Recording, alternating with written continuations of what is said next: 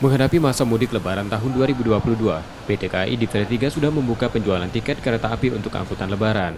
KAI menetapkan masa angkutan Lebaran yakni 10 hari menjelang dan 10 hari sesudah Lebaran, atau sejak 22 April hingga 13 Mei 2022.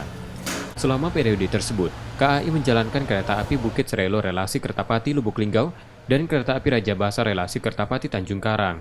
Khusus hari Jumat dan Minggu, ada penambahan KA Komersil Sindang Marga relasi Kertapati Lubuk Linggau.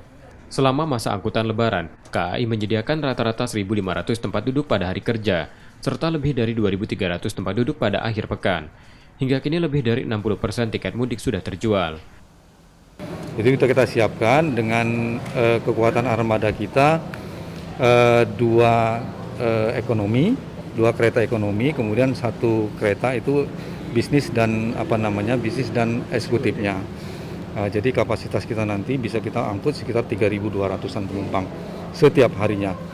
Rutenya itu ada satu kereta ke Tanjung Karang, ke Lampung ya, itu ekonomi Raja Basa, kemudian ada dua kereta nanti ke Linggau, itu Serelo dan Sindang. Gubernur Sumatera Selatan Herman Deru yang memeriksa kesiapan stasiun Kertapati mengatakan kereta api akan menjadi moda transportasi favorit setelah 2 tahun terakhir terjadi pembatasan mudik. Ini salah satu yang kita fokuskan di kereta. Atau moda transportasi yang murah ini tentu akan banyak digunakan masyarakat. Saya tinjau langsung ke gerbongnya, semua layak dan siap untuk dapat melayani penumpang dengan arus balik dan arus mudik yang mungkin 2 tahun tersumbat ini akan menjadi ramai.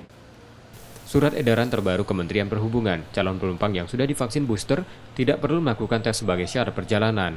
Namun mereka yang baru vaksin 2 kali tetap harus melakukan tes antigen. Sementara yang baru 1 kali vaksin wajib dites PCR. Untuk pemudik, peraturan terbaru dinilai sedikit memberatkan meski tersedia tes antigen dengan harga yang terjangkau. Ya besok mau mudik besok karena daring jenguk mertua sakit, jadi besok mau mudik dulu ke Lampung.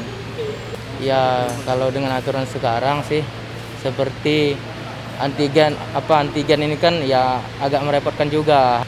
Ya kemarin kan ada peraturan untuk setelah yang sudah 2 kali vaksin dia harus langsung berangkat, kan nggak mesti harus pakai antigen. Kita juga kemarin lihat pengumuman saat tanggal 5 diwajibkan pakai antigen. Sesuai aturan pemerintah, kapasitas yang ditetapkan untuk KA jarak jauh yaitu 100%. Penumpang bisa memesan tiket baik secara langsung maupun daring. Emriski Nurmizan, Kompas TV, Palembang, Sumatera Selatan.